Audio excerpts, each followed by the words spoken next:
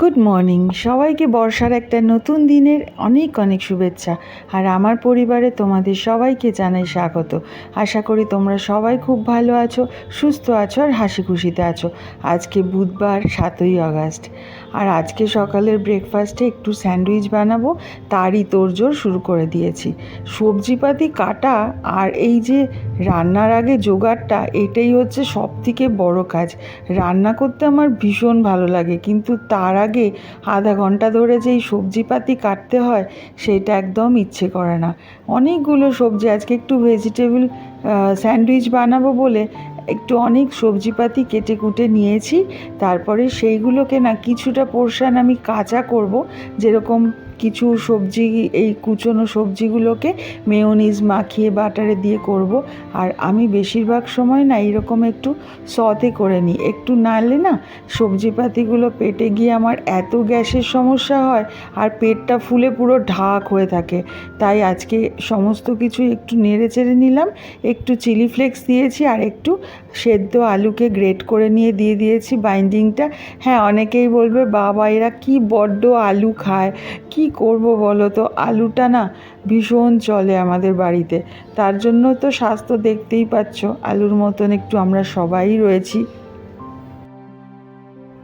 ও এর মধ্যে কি কি দিলাম সেটা বলতেই ভুলে গেছি। পেঁয়াজ কুচি, ক্যাপসিকাম কুচি, একটু বাঁধাকপি কুচি, একটুখানি গাজর গ্রেট করে গাজর নিয়ে নিয়েছি, সেগুলো কুচি করে দিয়েছি। আর একটু আলু, চিলি ফ্লেক্স আর লবণ দিয়ে নাড়াচাড়া করে নিলাম। অরিগ্যানো দিই, একটু অরিগ্যানো দেওয়া যায়। আর আরেকটা পাউরুটির মধ্যে আমি করে নিয়েছি একটু ধনিয়া পাতা চাটনি। ধনিয়া পাতাটাকে একটু রসুন, কালো জিরে, কাঁচা লঙ্কা দিয়ে ঘুরিয়ে নিয়েছি, ব্যাস। আর একটা বাটির মধ্যে একটু মেয়োনিজ আর একটু টমেটো কেচাপ। এই হচ্ছে আজকের আমার স্যান্ডউইচের তোড়জোড়। আর এখন বর্ষাকাল, সমস্ত সবজিপাতির কী যে দাম বেড়ে গেছে ধারণার বাইরে। মানে কিনতে গেলে রীতিমতন মনে হচ্ছে ওরে বাবা, এরম একটা মনেই হচ্ছে। কিন্তু কারণ একটা বাঁধাকপির দামই প্রায় 37 টাকা, 40 টাকা এরকম, বাচ্চা ছোট্ট বাঁধাকপি। যাই হোক, আজকে নিয়ে এসেছি, কারণ আমরা তো এখন ভেজই খাচ্ছি, নিরামিষ খাচ্ছি কয়েকদিন ধরে, মাছ মাংস খাচ্ছি না। তো সেই জন্য সবজিপাতিগুলো নিয়েই এসেছি। আর অনেকে বলে যে ভেজিটেবল মানে কাঁচা তো খুব হেলদি, কিন্তু না গো, সবজিপাতি সবসময় জলে ভিজিয়ে রেখে, তারপরে এখনকার সবজিপাতিতে এত পেস্টিসাইড দেওয়া থাকে যে কিছু, এই যে একটা খেয়েছিলাম আমি, তারপরে পেটটা এত ফুলে গেছিলো মনে হচ্ছে হজমই হচ্ছে না।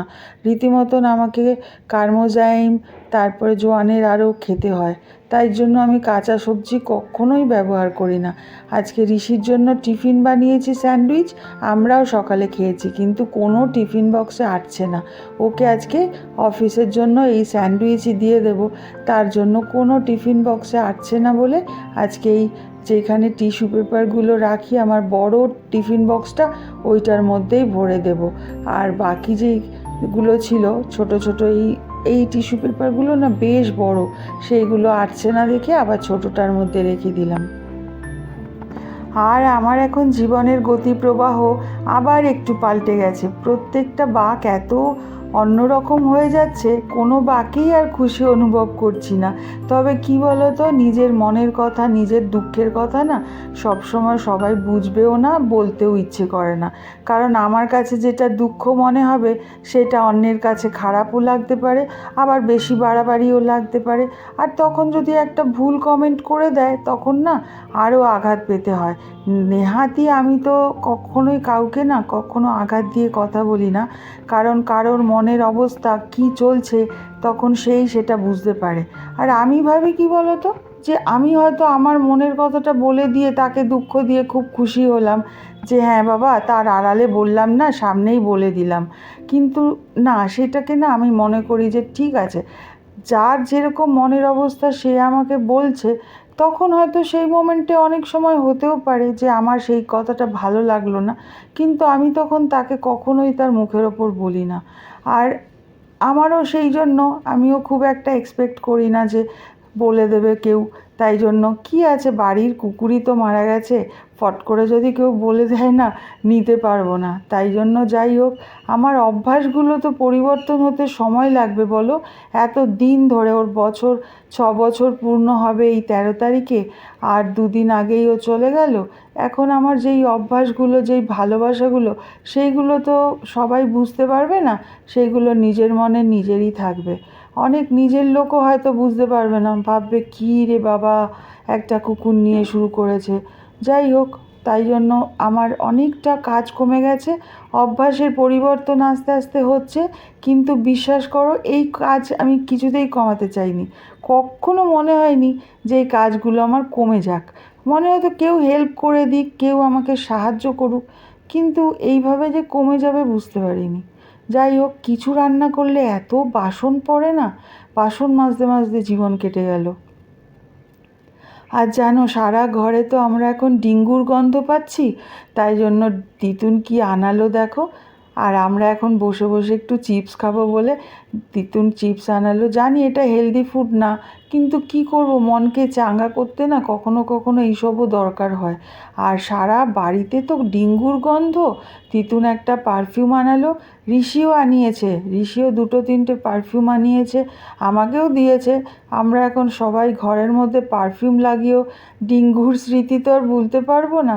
যাই হোক, আজকে আমি একটু বেরোবো বলে একটু তার আগে আটা মেখে রাখছি, কারণ ঘুরে এসে না ইচ্ছে করবে না আর ময়দা আটা মেখে কাজ করতে।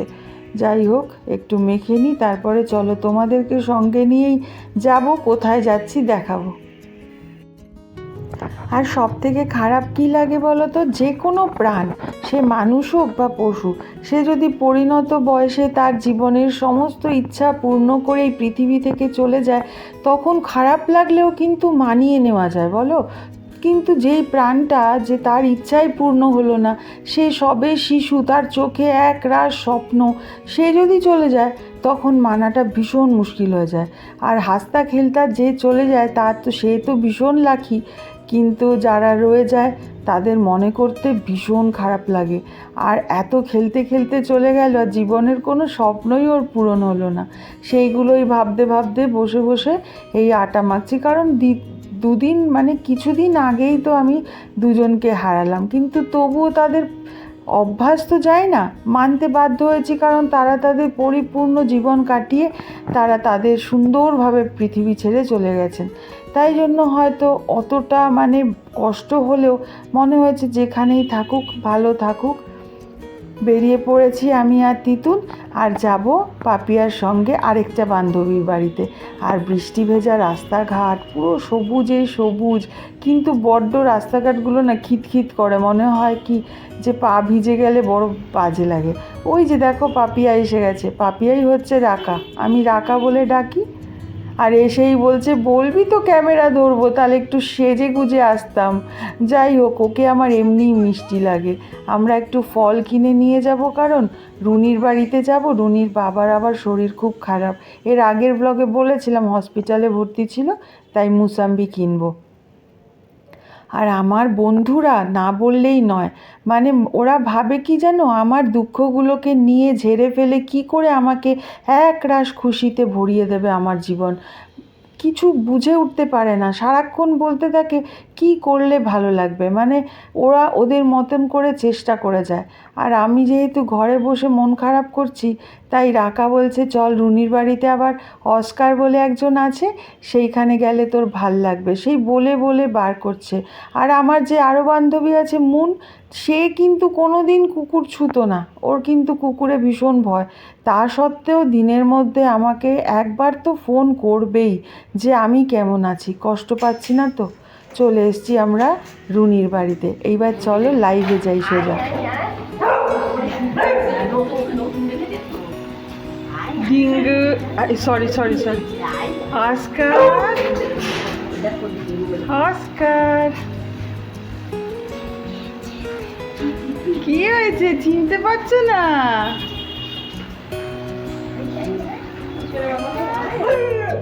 আসো, আসো, আচ্ছা আচ্ছা আচ্ছা, হ্যাঁ হ্যাঁ হ্যাঁ হ্যাঁ, মারামারি করো, বাড়াবাড়ি করে কল ফেলে দিল। এটা কাকুর জন্য, তোর জন্য হয়নি রে, তোর জন্য আনি। অস্কারের জন্য কিচ্ছু আনিনি, কিচ্ছু আনিনি অস্কারের জন্য, কিচ্ছু আনিনি।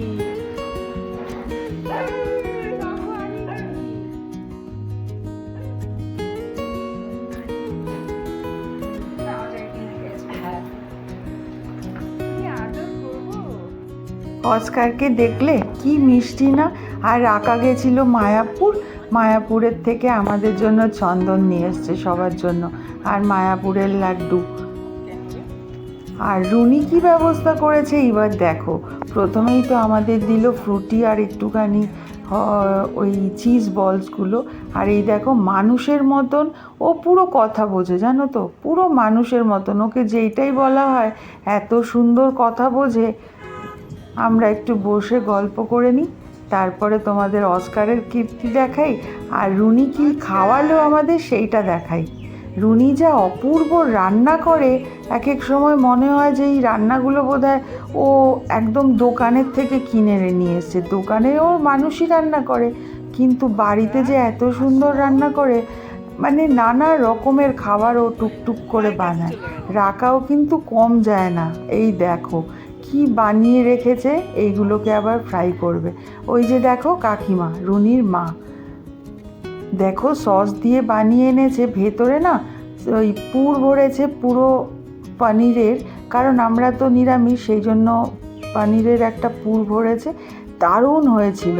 কাকুকেও প্রণাম জানালাম। কাকুর শরীরটা ভীষণ খারাপ, দুদিন আগেই কাকু হসপিটালে ভর্তি ছিল, এই ওর রুনির ঠাকুরের আসনটা।